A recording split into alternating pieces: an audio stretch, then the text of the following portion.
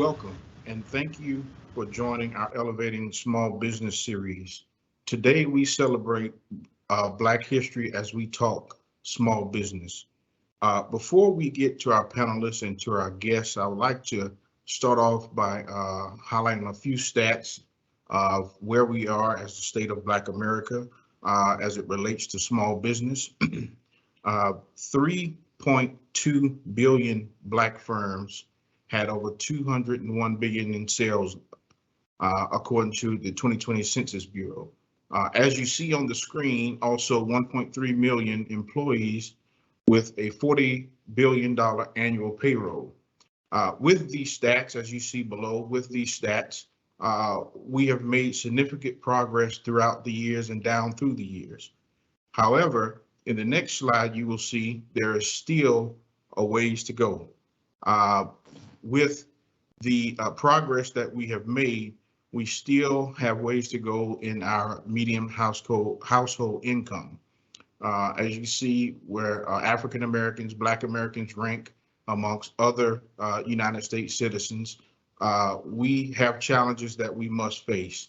Today, we want to talk about the successes and talk about where we have come from, and also talk about where we're going.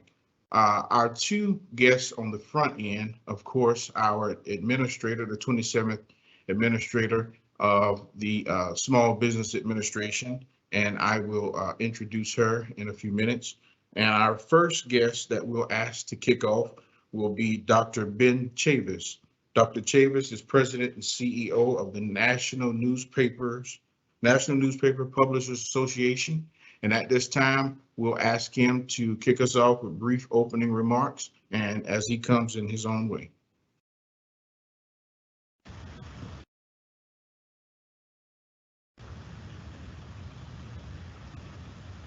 Thank you very much. On behalf of the National Newspaper Publishers Association, we're very pleased to participate. This is Black History Month, and we thank the Small Business Administration, SBA, for having this program. And our focus is on how to enhance African-American owned businesses, those small businesses that have been referenced, Kendall. And certainly, I just want to say that we're also pleased to be joined by the SBA administrator. We have 230 African-American owned newspapers in the United States, all of whom are small business people. And I'm pleased to report to you that a large size of our business are also owned by African-American women. So we also try to, we do practice diversity in our own ranks. So this, I tell people all the time, the best way to celebrate Black history is to make some more history.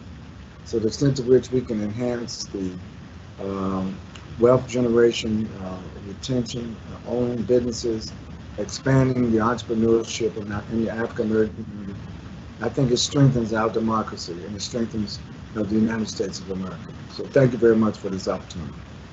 Thank you, Dr. Chavis. At this time, we would also like to welcome our 27th administrator, Administrator Isabella Guzman, who's made small business her life work. And at this time, we will ask her to come and bring us greetings and opening remarks, and then we'll go into our question and answer period. Thank you. Thank you so much, Kendall, and also to a big welcome to Dr. Chavis. I'm really pleasure to be here with you again, and then let's make some history for sure. It's my honor to celebrate Black History Month with all of you and honor the incredible contributions that Black Americans have made to our nation, including the many Black entrepreneurs who have built their American dreams, often in the face of decades of underinvestment and discrimination and prejudice. And we honor them by having these dialogues to build a better America, working with great partners like you all to ensure that the SBA can rise to meet the needs, the growing needs of a very entrepreneurial community, the changing face of entrepreneurship that is reflected, especially with the incredible Black entrepreneurs that are starting their businesses today. And I know that the Biden-Harris administration is rising to this occasion as well with a historic agenda and a whole of government approach that puts equity at its focus, at the forefront of everything that we do. And after record jobs growth, our economy being stronger than ever to be able to withstand the pandemic, President Biden's first year was really, truly a greatest year of job creation in American history. And we can reflect on that. And I'm really pleased with the actions that the president and the Democrats in Congress have taken with the American Rescue Plan that really powered so many great programs at the SBA and led to an unprecedented vaccination effort. And I think much of this recovery has been powered by the small businesses that are, as we say, the backbone engine of our economy.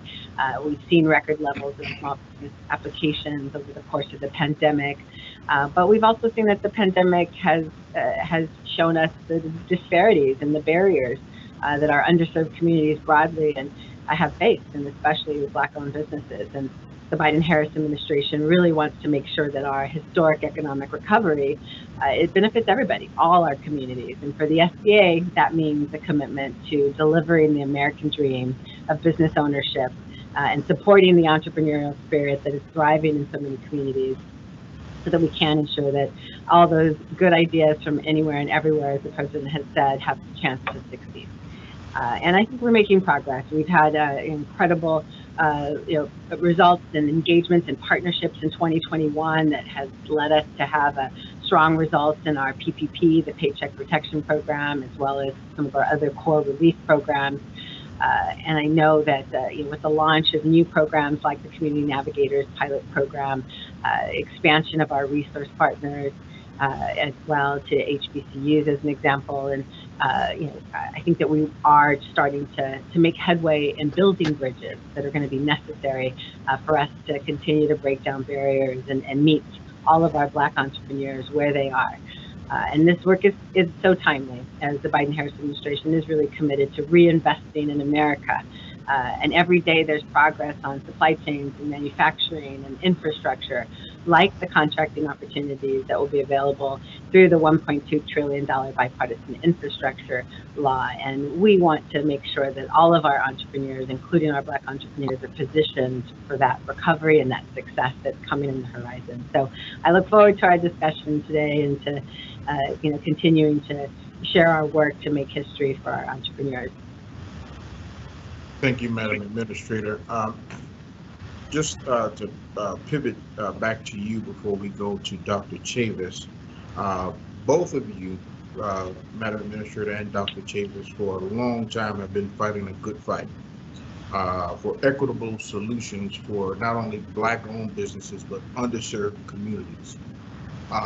Starting with you, Madam Administrator, could you please expound on your current strategies and any initiatives you are undertaking now to advance that work? I grew up in a small business family, and I saw what the power of entrepreneurship can deliver, to the creation of generational wealth and advancement of the communities in which they serve. And so I'm really committed to making sure that equity is at the center of everything that we do at the SBA. And I believe that we're well positioned to enhance our services and our programs to better meet the needs of our 32.5 million small businesses across our country. And we're working hard to transform some of our core programs. We know that businesses need capital, they need funding to start and grow. We know that they need market access, and they need networks, they need support. They wear multiple hats, and oftentimes they're challenged and need strategic advice or assistance or just connectivity.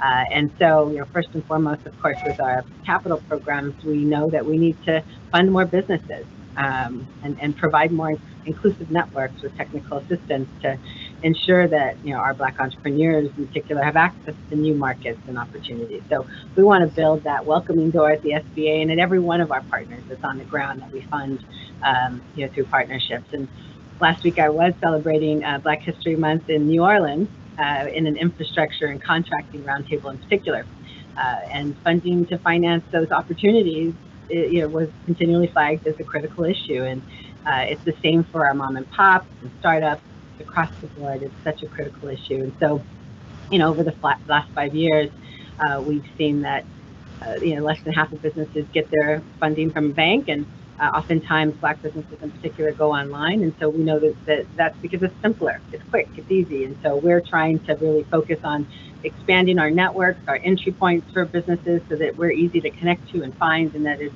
a simpler process once you get in the door. And so, I think that there's a lot to do on the horizon, but we really are trying to lean into that space, and of course, love to talk more about some of the other market opportunities, etc. But I think that's one of the core things we're trying to do to these underserved communities in particular, who are faced with barriers to building wealth historically that make access to capital so challenging. Chavis? Yes. So I think that I listened very carefully to the highlights that Administrator Guzman has just stated. And let me just say on behalf of the NNPA, the National Newspaper Publishers Association, we salute President Biden, Vice President Harris. The whole Biden-Harris administration is the most diverse administration ever in American history. The fact that, if I can refer to Isabella Guzman and Sister Isabella Guzman is the SBA administrator, that makes history. And I think that diversity, equity, and inclusion, this means a lot, because when the entrepreneurs are developing and small businesses are trying to find capitalization or trying to enter into the marketplace, having diversity in the SBA makes a real statement. And so I just want to say that the things that Administrator Guzman highlighted, I think are very on point. One of the things I would like to say is that we would like to help get the messaging that is our media companies. We think you have some vital information. We want to help the SBA get out the messaging on all these points, Administrator Guzman, because it's good news. And unfortunately, in a lot of our communities, we miss opportunities because we don't get the information in time, or sometimes we get misinformation. And so I think having an ongoing working relationship with the SBA on behalf of not only the Black newspapers, but the Latino newspapers and all the newspapers that cover and service communities of color in the United States, we should really have an ongoing working relationship. And I know on the first day of the Biden-Harris administration, President Biden signed an executive order about inclusion, about equity, about equality. And certainly the SBA seems to be following those guidelines. Thank you, Dr. Chavis. We'll stay with you right now. Knowing that you all have fought the good fight and we've heard and listened to your answers behind it, moving forward, how does the SBA and NNPA remain engaged with Black and underserved communities? Well, that's a good segue. Thank you, Kendall, for that question. We are ready. We're in all of the 50 states and all of the major media markets. And where African Americans, Latinos, and other communities of color, that's where we do business. And so I think that not only having special calls like this, but on a daily basis, on a weekly basis, on a monthly basis, there's so much flow of information, Kendall, that we think we can enhance the dissemination of the information and the opportunities offered by the SBA. And I think that we should work together between these programs. I know February is Black History Month and October is Latino History Month, but I would like to work 12 months through the year on this to make sure that at the end of the day, we can show that we're making a difference in terms of the number of people who are going into business and staying in business. And of course, if I could just say that COVID-19 had a real devastating impact on African American and other minority-owned businesses in the United States. And so now we're trying to recover from COVID. And of course, the economy, as the American economy appears to be on the rebound, primarily after the leadership of the Biden-Harris administration. We want to make sure that our communities are part of the rebound of the economy. And certainly, with the passage of the recent infrastructure bill that's bipartisan, it's now the law, we want to make sure that in terms of minority contracting, contracting with African-American-owned businesses, advertising dollars that are going to be spent by the SBA and by other federal agencies, that our media companies are given a chance to make bids on whatever the RFPs are and ongoing. But I would say, Kendall, overall, it is the most critical thing that we could do together, the SBA and NEPA, is to work in an ongoing sense to disseminate the vital information that businesses need to stay sustainable, but also for new businesses, where we encourage, in particularly Generation Z and millennials, to think about entrepreneurial careers. Thank you, Madam Administrator.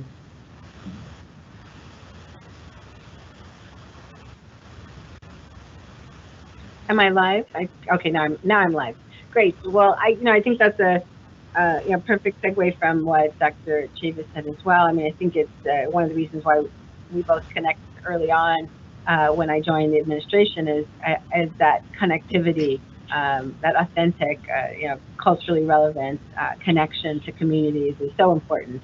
And if SBA is going to build bridges and enhance its engagement in communities that are starting businesses at the highest rate, then we need to rethink how we're doing that, and not just in how we build our programs, but also how we implement and do outreach. And so, the Community Navigator pilot program was, of course, really instrumental in trying to help us expand our network and create more authentic touch points to ensure that our communities, all of our communities, felt that they had a welcome door at the SBA. And so we're really pleased that at the national level, we were able to partner with the U.S. Black Chamber and the National Urban League to be one of those partners. And we have 30 of the 51 prime grants focusing on Black entrepreneurship as well in their portfolio. And so it's really important to make sure that we can do that outreach. And of course, there's additional opportunities around our amplification of the Community Navigator pilot program that we're continuing to explore. So I definitely sign up as well with Dr. Chavis for that 365-day nonstop, not just during certain months, to be able to build engagement and support communities in meaningful ways so that we can create dialogue and help support ecosystems and let them develop organically with our support at the SBA. So, I always say this, but we do need to meet our businesses where they are with the resources so that they can start and grow and be resilient, especially now. And so we're hopeful that with our expanded focus on better serving the changing face of entrepreneurship, that our community navigators, that are over 1,000 small business development centers and women's business centers who recently put out the announcement for additional opportunities at minority serving institutions, as well as our veteran centers and our SCORE chapters, that they all can lead with this increased engagement for our underserved communities. So I am really looking forward to that expansion and elevating the importance of equity across all of our resource partners.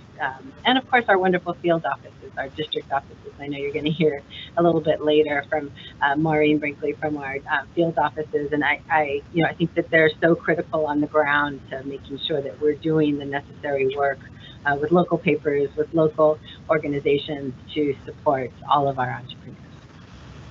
Thank you, Madam Administrator. Certainly the Community Navigators announcement was very historic, and we look forward to the great work that will happen there. Madam Administrator and Dr. Chavis, in the stats, we see that we still have a long ways to go in terms of closing the wealth gap amongst African Americans. We know entrepreneurship is one way to help close that gap. What can the SBA and what are the SBA and can SBA and NMPA doing to make sure opportunities reach entrepreneurs of color and underserved communities and rebuild and revitalize underserved communities? Madam Administrator.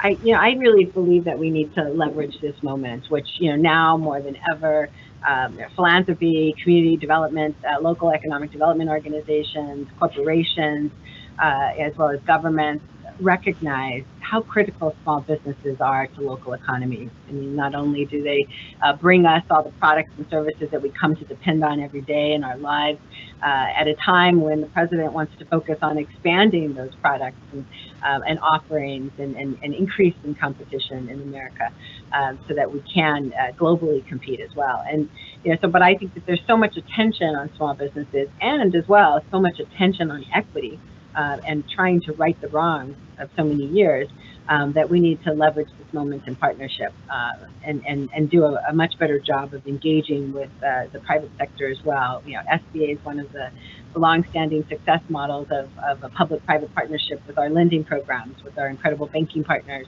And I think we need to continue to grow and expand those partnerships to increase our distribution channels for capital, for example. So during PPP, we went from just over 1,000 lenders in our traditional programs to over 5,000 lenders in PPP. And so those partnerships and networks have to be increased and amplified, and we need to work with those, those community financial institutions and minority depository institutions, CDFIs, better meet the moment of capital access for our businesses.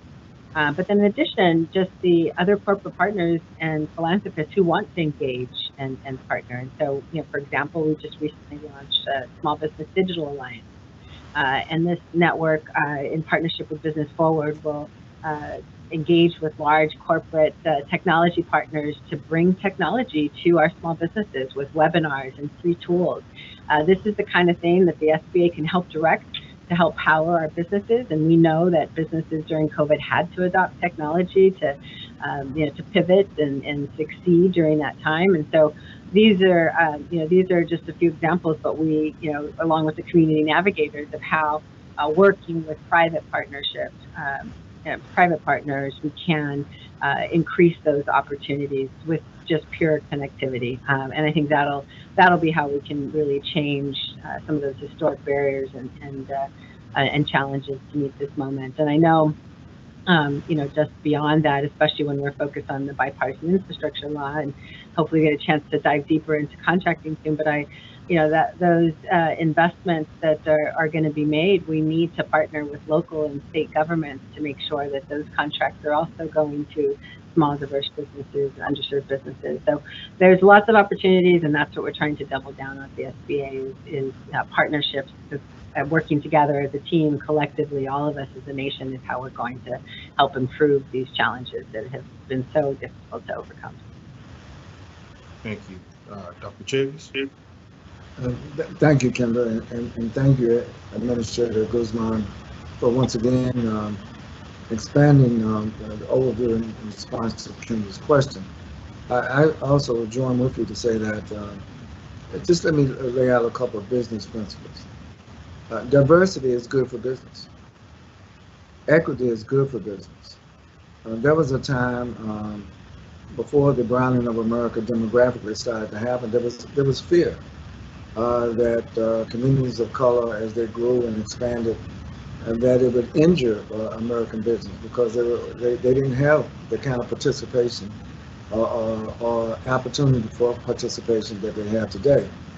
And those companies that have diversified, those companies that are assisting new people to go into the business space, entrepreneurs, I think are finding that the larger companies are benefiting also from having a relationship with small businesses. The American economy is driven by small businesses. There's a lot of attention given to the big businesses, but the small businesses are the heart of the American economy. And so I think that the work of the SBA is central and is essential to the future progress of our nation.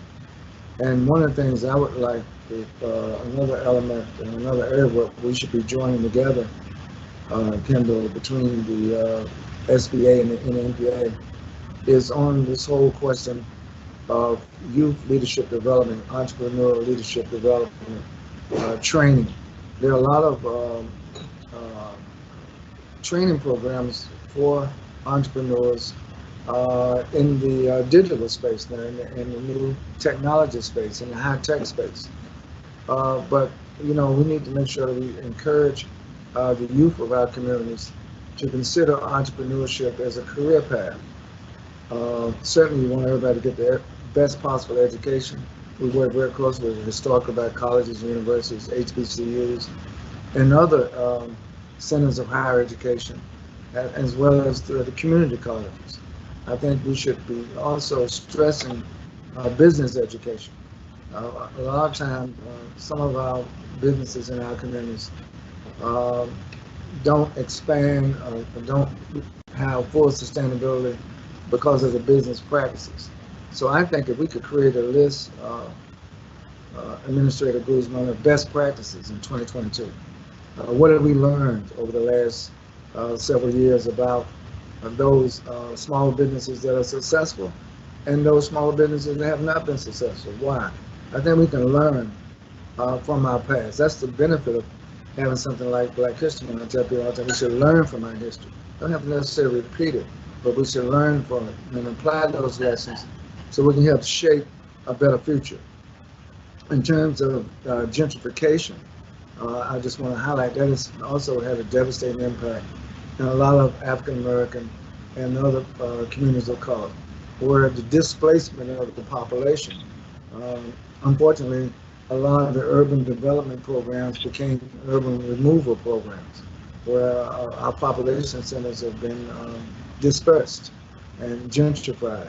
And so now, as the American economy appears to be on the upswing, I'm hoping that the Biden-Harris administration, as well, particularly the SBA, that can help us find anchors in our community where we can have business retention, rather than the businesses having to feel like they have to move because of gentrification and the loss of the consumer base that they would have had without gentrification. Thank you, Dr. Chavis. And as we close out this segment, I'm going to ask this question of the administrator, and if she could answer the question as well as give her closing remarks of this segment before we pivot to the second part. Both of you, Dr. Chavis and Administrator Guzman, as leaders have talked and acted specifically on government contracting and the importance of Black-owned and underserved communities participating in the process. As we close this segment, briefly, Madam Administrator, talk about government contracting and how you're working towards better participation. This is a passion area for me and something that we've prioritized in the Biden-Harris administration with the whole of government approach to creating equity in procurement. And we've been very proud to take the direction of President Biden and direct the federal spend to meet his elevated goal of 15% for small disadvantaged businesses. And we've been working with multiple agencies as well as the White House and Office of Management Budget to make sure that we implement procurement reforms that help us achieve that expanded goal. And you know, we've seen a drop in the number of small business contractors, 40% over the past 10 years, and a 60% drop in new entrants. Clearly, it's difficult to do government contracting and not as many people are accessing it. And so we want to change that. We want to make sure that we add transparency to the process as well. And so there's multiple things we've done recently, but I'm very proud that the SBA has released data, disaggregated data, to help inform agencies of their progress, not only on the small business goals that they're held accountable to every year, but in addition to that, to disaggregated data to show that, you know, while Black entrepreneurs are 10% of the total, total small businesses in the country, as Kendall laid out, 3.2 million, but they are also getting less than 2% of the contracts.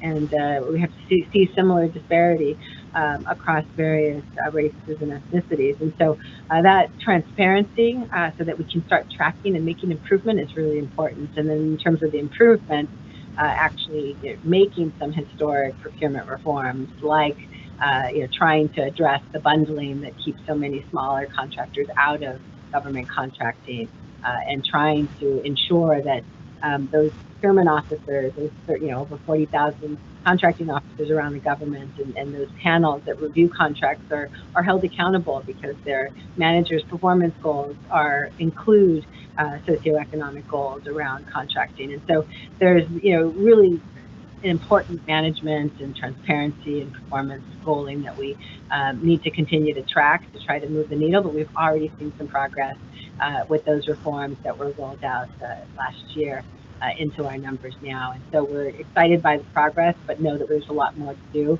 to help small businesses that want to get contracts, get them the capital that they need, to get them the technical systems so they're ready to contract and move on. And so this is just one area where we want to lean into. We know that revenue is just as important as capital, and we want to make sure that we can help them build those revenue streams for resilience. And that's something that we're committed to across the whole of SBA. And then just to close, and as I know, I want to look forward to having some time to spend with my incredible Chief of Staff, Antwaun Griffin, as well as our talented District Director, Maureen Brinkley, and some more time with Dr. Chavis. But it's really important to me personally and to the whole of SBA that we get this right. And we have this unique opportunity, this unique moment in time to really focus on equity. And we know that small business, the American dream of small business ownership, is an important pathway to building wealth in communities. And, I have an incredible team surrounding me that is also equally committed to making progress on this front, around capital access, around market access, and around technical assistance, so that we can, repeat those success stories, as Dr. Chavis says, see what works and what's going to propel more of our Black entrepreneurs further, as that's going to benefit our entire economy. Because those opportunity gaps really devastate our ability to grow our economy and to compete globally. So I'm really up to the challenge and enthusiastic, and I'm joined not only by my great internal team, but also the incredible council on underserved communities with Mr. Don Rogers from Ariel Investments chairing. And I think it really allows us to recreate a successful model of having external parties who have relevant experience in the space of helping underserved communities advance in entrepreneurship, drive SBA policy forward, and help us with key programs and changes that we should implement to advance more underserved populations in entrepreneurship. So this is such a an honor to have been here to have this conversation with you as well. And we know that the leadership of President Biden and Vice President Harris right now will help us around equity at the SBA, and I'm excited for the partnership going forward and to making history with you all, Dr. Chavis. So thanks all, and thank you so much, Kendall, for moderating and for your leadership as my Deputy Chief of Staff. Thank you very much. Thank you for joining us. Thank you, and we look forward to continuing to work with you. Thank you, Madam Administrator. At this time, we're going to move into the second segment of our Elevating Small Business series as we celebrate Black History Month. And Dr. Chavis will continue to be with us. At this time, we will have a brief opening remarks from our St. Louis District Director, Ms. Maureen Brinkley, who in September of this year will celebrate 55 years with the SBA. So at this time, if Ms. Brinkley, if you come forward and in your own way and give us brief opening remarks of our Elevating Small Business series. Well, thank you, Kendall. Thank you very much. You got the first question I'm going to answer. Get that one out the way. First of all, again, I agree with the Madam Administrator. What an honor it is to just be on the same stage with Dr. Chavis. My only regret is that we're not in person, but we'll make up for that later. I promise you. I'm often asked this question, Maureen, why are you still working? And the answer is very clear. my work has become my ministry. Yes, I could stay home, but to miss out on the blessing that God has given me, I find it interesting. With today, we're talking about history. I was speaking to a group this morning, a seminar that we were having, that, this morning, reflecting back on history. History gives us a chance to reflect, to look back, and hopefully learn from what has happened, correct those things that should not have happened, and move forward. And, it was a time that the SBA was considered the best kept secret. We're no longer the best kept secret anymore. The last 24 months has been eye-opening, has opened everyone's eyes. Some people not so sad, but the majority of the people that I speak to are truly, truly satisfied with the work and what we've done. We have a sign in our office, and I can't take credit for it. It was put there 30 plus years ago that said, we help make dreams come true. And that's what we do at the SBA. I couldn't say it any better than that. The last 2 years has been trying. It's been hard. I'm going to be very honest with you. There have been many nights that I have wept. I have honestly wept. To drive up and down the streets to see businesses closed, not able to open. And I'll be honest with you, there were times that I took blame for that, because I felt, after all these years, I should have known better. What could I have done to make some things different? I couldn't manage COVID, but when I talked to small businesses who were not prepared, there were some things that we could have done. But we'll get into the questions, but to go back to why am I here? I'm here because I stand on the shoulders of so many that have gone before me. And it is my hope and my prayer that I'm building a platform that others can stand on my shoulders. So I want to get into some dialogue. There were so many times in the last 30 minutes I wanted to jump in, but I knew better. So Maureen, stay in your place. You may be the oldest one on the panel, but sit down and be quiet. So I'm going to go ahead and Kendall, let's get started. Thank you. All right, thank you. Now we'll have our chief of staff, a history maker in himself. He has been described as a young man who is wise beyond his years. At this time, Mr. Antwaun Griffin, if you would come and introduce yourself, and we'll jump into a few questions.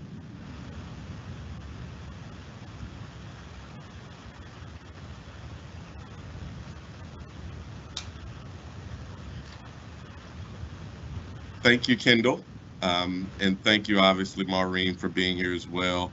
Thank you so much, Dr. Chavis, for your leadership over the course of the years, and especially here in this moment. And thank you in our absence. I think the administrator's still on. I'm excited to be doing this program with you all today. I think, hearing about certainly the challenges that are in front of us, and some we've overcome. I'd also view this as an incredible moment, for small businesses and for African Americans in this country. And I'm proud to both be in you all's company talking about these issues and opportunities, but also a part of an administration that sees this as a critical moment. And I want to borrow a line that the administrator used a few seconds ago, just leveraging this moment. Look, it goes without saying, we can talk all about the statistics that show like the relative placement of African-American owned firms and wealth in this country historically, before the pandemic, during the pandemic. But one of the things that's really cool to see happening is post-pandemic, we're seeing, starts of African-American owned firms, outpace those of other socio-disadvantagedly owned businesses and of small businesses writ large. So I think it speaks to this opportunity.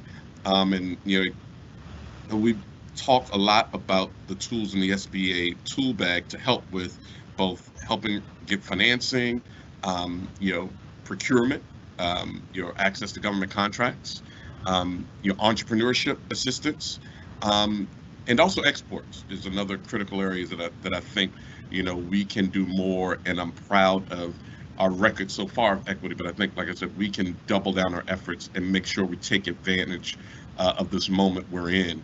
where I think the confluence of like the Buy Black movement, which is in large respect a social as well as a business community movement, as well as the post-pandemic, whether you call it a great resignation or what have you, like just more of an ethic and move amongst business owners and people in general, and obviously African Americans amongst them, to take more control of their future by virtue of starting a business and not working for someone else or working for the man, so to speak. I think these all like are the confluence of these things are creating this moment that we can be really impactful if we work real hard these next couple of years to create a lot more generational wealth in African American communities, take a lot better care of our businesses, and in turn our communities and our families downstream. So happy to be part of the conversation. Look forward to questions. And thanks again, Dr. Chavis, for being here with us today. Thank you, Antwaun. I want to pose the first question in the order we started off with Maureen, and then kicking over to Dr. Chavis as well as Antwaun. All three of you I consider entrepreneurs. Dr. Chavis, you started business. Antwaun, you've been a part of businesses and started business.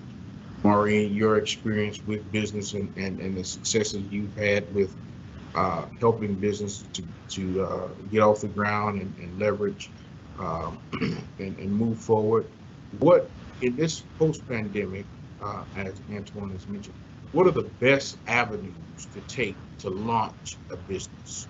And we'll start with Maureen. First of all, preparation, and meet with the SBA. Where else? We are the foundation for small businesses.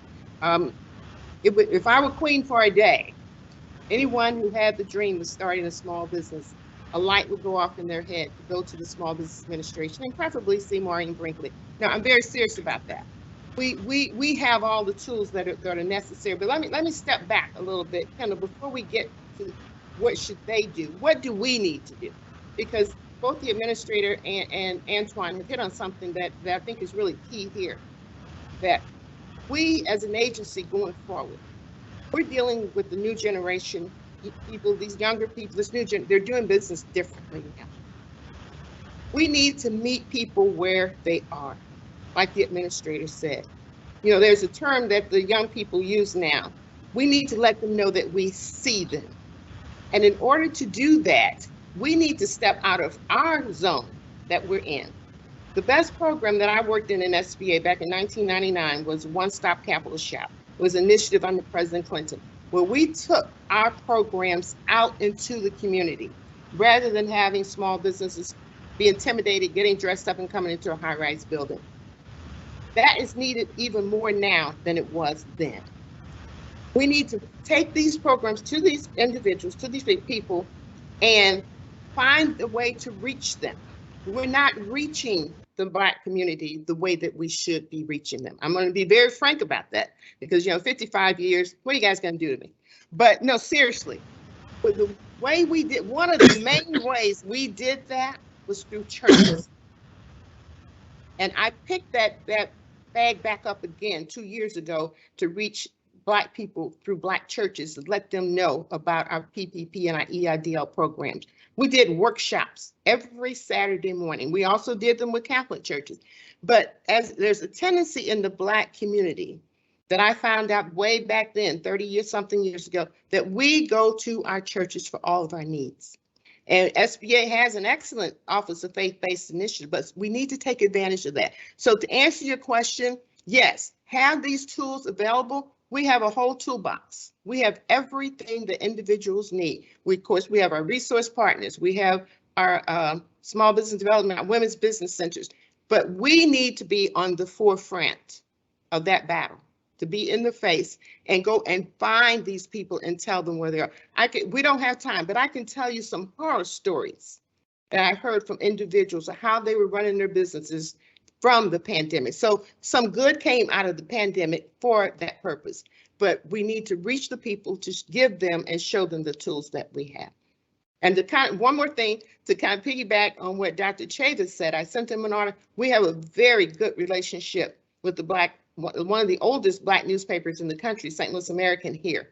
And very often, they will work with us in publishing articles and op-eds. And when we go to events, they'll take pictures and that. So that's also a tremendous help.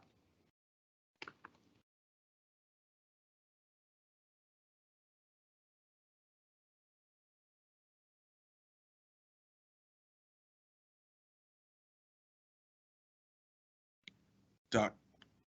Dr. Chavis, I think. Chavis, you're muted.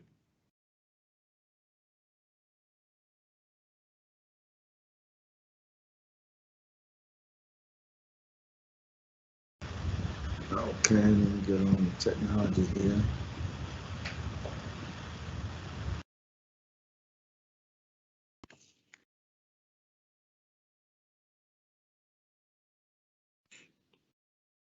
Dr. Chavis, you're still muted. Good now. Yes, sir. While he's getting that together, Antwaun, if we could pivot to you to move forward with that question. Yeah, and Doc, as soon as you're good, feel free to jump in. I do want to react to what Maureen just said in terms of meeting the people where they are. And Dr. Chavis, it sounds like you're live now if you want to address that. Yes, can you hear me now? Yes, Yes, sir. Yeah, just let me repeat. I was giving a salute to Maureen. I said she's a long distance runner. 5 decades of service to our communities through the SBA. Just been outstanding. And the thing is, you know, if I was a geneticist, I would clone Maureen and have her in every district of the Small Business Administration. But I just want to highlight something that Antwaun and Maureen have stated, Kendall. Having persons of color at the right place at the right time, very, very important when it comes to entrepreneurship, when it comes to small business development. And that's why I salute what the Biden-Harris administration is doing. If you look at all the various governmental departments, the SBA is one of the more diverse. And I think as the browning of America continues to take place, we need to, I would say, look at the urban centers again. People are moving back into the urban centers. And I'm hoping that Maureen and Antwaun and Kendall, we can identify some of the programs, some of the projects and opportunities that SBA already have to help restore some of the businesses. We all complain about gentrification, but I'm looking for restoration. I'm looking for a return of African Americans and other communities of color into the heart of some of these centers where businesses are thriving. And can you both, how do you, you know, to me, a friend of mine, James Baldwin, was a great writer, used to say, we have to shape the future by what we plan to do today. And so to me, 2022 is the year of transformation. We're coming out of the COVID, hopefully the economy continues to grow. But I want to make sure that our African American owned businesses, we elevate small business series, that there's a focus on getting the attention and getting a return to the center of where businesses thrive, and particularly in the tech sector. I'll address that, Antwaun, a little bit. First of all, our work is built on partnerships. And I think that sometimes being a government entity, we have a tendency that we're government, we're here, as I stated before, you come to us, but we need to be building these relationships and partnerships. One of the best partnerships that we made with 3-4 years ago was with the Urban League of Metropolitan St. Louis. Dr. Chavis, you know Mike McMillan. Yes, that has been the best partnership that I have had in my entire career, because our Urban League is the second oldest, but is the largest in the country. The benefit that we have gained from that, because it has brought visibility to SBA, because the Urban League didn't have a vehicle for entrepreneurship. They had workforce, working with homes, families, and so forth. But what we've been able to do is bring more community lenders in, bring more banks in to work with us. We have one of the largest micro lenders here. We come together again you work better as a group better than you can singularly. Yes. So as you said, to get back into our cities, get back to where we need to build these communities again. I mean, the previous administration had the opportunity zones, but it didn't quite reach the mark because it was limited to specific areas. You had to be in this, you had to be in that area. We need to get away from that. As I said, what we've learned from the last 2 years coming out of this, that we need to be in more places. Sure, we don't have the people, but we must do it with building these relationships and partnerships. Antwaun? Very good. Well, we agree. I think partnerships and collaborations. Yes. You know, small businesses working with big business and big business working with small business. Working with our HBCUs or minority, majority minority institutions. I think there are all kinds of opportunities, but I agree with you. The experiential working in business development is so important. Right. I think a lot of times, Maureen and Antwaun and Kendall, I talk to a lot of young people. They're hesitant because they feel that the marketplace is hostile to persons of color owning their own businesses. Can you just kind of break that myth and let people know that there is opportunity out here and that the marketplace will welcome them if they have the right sustainable business to offer? I think, you know, and Maureen got to this a few minutes ago. We certainly, at the federal government level, and I think, you know, government generally, has to be better about meeting people where they are. But one of the things that I think is incredible, and I think marks this moment also, is how democratizing, and that might not be a word, the internet is, like technology, right? Like there is something empowering about technology. Like, don't get me wrong, there's people out here who use technology for bad, but like I'm impressed and happy that our folks at SBA have been using technology for good, and helping us break down barriers, looking at data to see where we could do better. And it's also, I think, disarming sometimes more than like a government worker. I'm here to help you, right? You know, a website or something that they could like operate on one of their phones, right?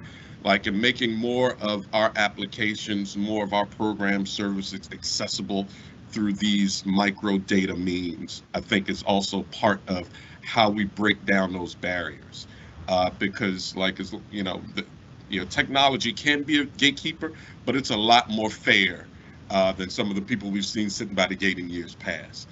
The other thing I just wanted to add was we talk about like not just sort of raising the bar in terms of the number of companies that are participating, but I think working together to make sure we have better experiences and outcomes for our small businesses. So when we talk about contracting, it's no longer just good enough to get the certification, right? Which, you know, eats up a lot of man hours, both on the business side and the government, but us working more to make sure they land that contract, to get some procurement activity, some buying activity. I think those are some of the things we can do jointly together. And just lastly, I'd sort of point out, like, because I realized that, you know, it's almost like being at church, like Maureen got to mention St. You know, the Urban League of St. Louis and St. Louis American. I'm from Virginia, you know, and I've, you know, long been a proponent of, advocate of, and customer of, you know, the Richmond Free Press and the Norfolk New Journal and Guide. So like, it's also like, I don't mean to just say technology, but speaking to and going to and meeting our people where they are. And I think leveraging the NNPA and some of the, their media, you know, partners out there is another way that we make sure folks are aware of these programs and services. And also, let me add this because I know my time is short. They tease me here in St. Louis sometimes, said, get that microphone from Maureen before she starts preaching. But, you know, what we try to do is involve prior and former Black-owned successful small businesses to join us in our efforts. And it's worked tremendously well. You know, we do taunt the world's largest Black-owned business. I say world's own, who started in the 8A program, Dave Stewart, who started in my office, but we have so many more who are all willing to give their time. When these younger people hear and see, well, if they did it, I can do it too. And they need to hear, these are their ancestors, okay?